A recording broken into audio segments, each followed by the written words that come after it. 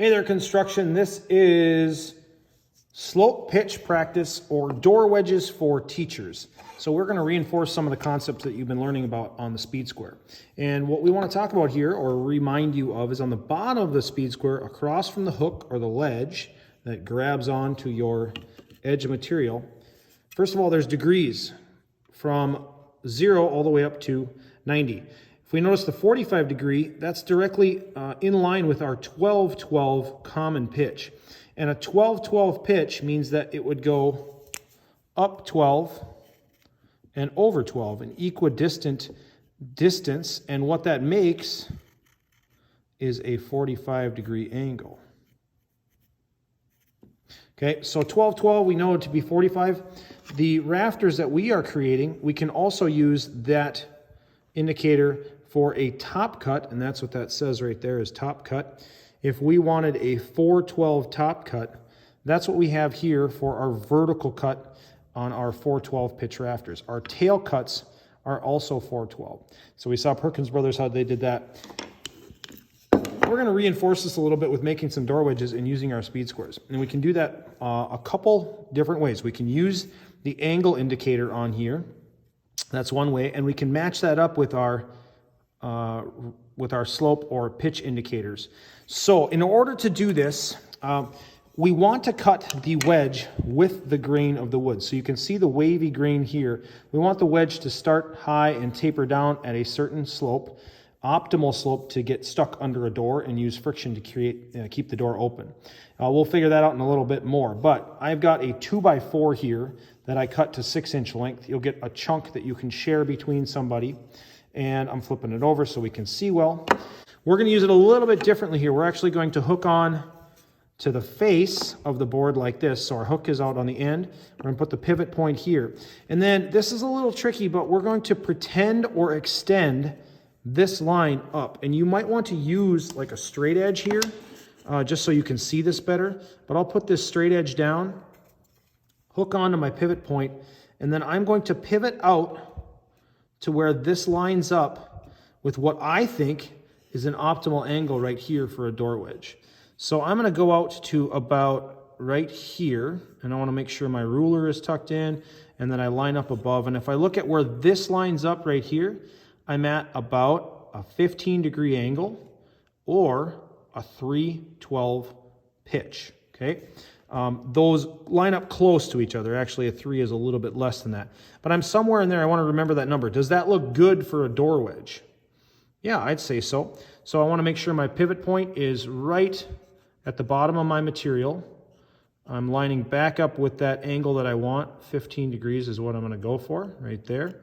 And then I'm going to strike a line. Now, I could use a carpenter's pencil. I've got a Sharpie here, so I will use that. That line right there is going to become my door wedge. And I'm going to write on one side that it is a 312 pitch. And I'm going to write on the other side of that block, and remember where it's going to end up here, that it is a 15 degree angle. To safely cut this, I'm going to use the bandsaw and a push stick to feed this through. Right now, my roller guides are too low, so I'm going to adjust my blade guide up a little higher. Remember, about a 1/4 inch above our work surface. Lock that back in. And I want to get my line in line with the blade. So I want to look at blade or cut path, get my line in line there. I'm going to have to finish out. Is there a better way to start here? It might be easier to start in the thicker part of the wood rather than off of an angle, because the blade might want to just kind of slide along that surface before it bites. I'm also going to need a push stick towards the end here to get this to go through.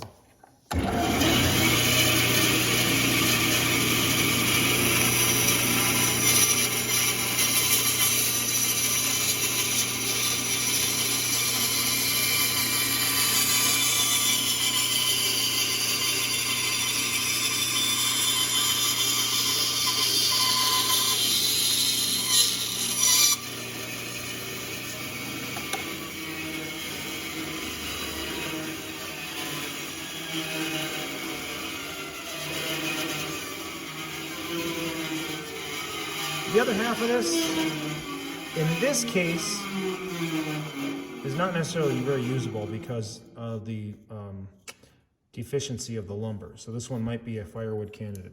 But this side, we need to do a little bit of cleanup yet, and then we're ready to deliver. Our sanders live in this cabinet right on the outfeed table, and we have sanding paper that is specific to the 5-inch orbital sanders, but it can be used by hand as well. When you look in here, if there's a loose piece on top, grab that one. They have a lot of life. When I look at this piece here, I want to sand and just knock down anything that's sharp. Maybe I'll even this out a little bit. We really don't need to get the orbital sanders started up for this. Oh, wood deficiency. Well, good that we caught it now. All we're doing here is cleaning up all the edges so that when we hand it to somebody, it's not splintery and slivery.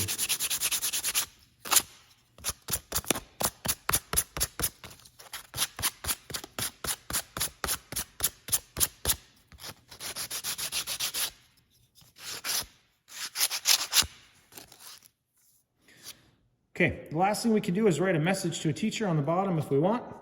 Send them a little bit of positive praise.